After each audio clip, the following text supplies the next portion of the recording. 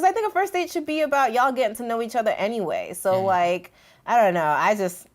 All I'm saying is $50 to $100 on a motherfucker is not happening. I'm gonna do the third post. And I'm gonna just buy cheese and crackers. Let's go to a park. I think that's a good way to do it. So I want to move on to like, okay, when you're in the relationship, because this is something that I've been thinking about for a while. Of like, when do you start bringing up finances? Like, when does it get serious to a point where like, okay, what's your money situation? What's mine? Because I ain't never been in a situation. Wait. You gotta do that way before. Way before the relationship, you gotta know. You just gotta know what they're working with. Yeah, you gotta know before you emotionally invest it. Really? Hell yeah. Invest financially information before you get emotionally invested. Think about it. Let's say you in love, and like, God damn, she's the one, I know.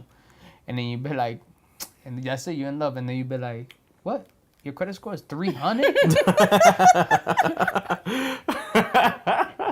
They're just like drops. You imagine that? What? How much debt you got? 150K? Oh, you should have told me before I fell in love. No, fuck. You know, you can't co-sign on nothing. That's true. You want me to co-sign on your shit? No. Like that. What? We can't get an apartment together? Fuck that. Only my name on the lease? It ain't gonna happen. That's true. That's things you gotta think about. Yeah. Because that's it. When you're in love, it's too late. Yeah. It's too late when you're in love. You gotta know this shit beforehand. That's what I told you. The trick is like, yo, what's your credit score? They'd be like, whoa, hey, I think that's really too fast, too personal. I don't think anyone's gonna tell you their credit score. If you had an 800 credit score, people with 800 credit score be like, yo, I got 800. Okay. 750. 800. Well, now that you're saying that, they're gonna know just to like project like they got 800, and then they'll say, even if they have a 300. Nah, just nobody. People that got 300, they'll be like, wait, damn, that's like kind of personal. Or they'll get pissed like, why does it matter? Why does it matter? It's like, why does it matter? You don't know me like that. This is only the first day. You don't know me like that. This is the first day. I'm like, oh, okay, so shit then. They will respond like that, you leave. Or you could just have sex and leave. Then you leave. So that's the other filter you add then, is their financial situation. Before you get too into it, see what their financial situation is like, okay, can I be with this person long term? Before you get, because that's true. It's like, can we get an apartment? I tried to get an apartment with a friend of mine, and his credit score was shit, and we had to double our deposit because of it. And I was stuck in a situation. See, now he's an asshole because he didn't tell you from the very beginning. Right, there you go. So when you think about a relationship sense, where it's like, oh, okay, I'm ready to move on, let's get an apartment, all these other things, you're gonna constantly struggle with this for the rest of your life. Hell yeah. It's a thing to think about. Your debt is not gonna become my debt, girl. But then that becomes unromantic, right? It's like, oh, it shouldn't be about the dollars and cents. It should be about the love and the relationship and the person, and you guys could work through it, and yada, yada, yada. Fuck that.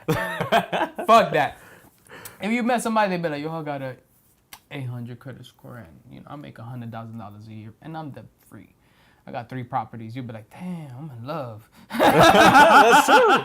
Well, okay. Well, because I think it's hard because, like, sometimes, like, money isn't everything because there are people who have that profile, but they're assholes. And it's just, like, I think it's hard because I do think that you'll come up against situations where it's, like, you really like that person. They just happen to make a lot less than you or maybe come from, like, a shitty financial background. And, like, you know, I know for, like, one of my relationships, like, they made a lot less than I did. And, like, I do think it's one of those things where it's not that I have a problem with you making less. It's about your drive to do better. Yes. And I think that was a missing piece of the conversation.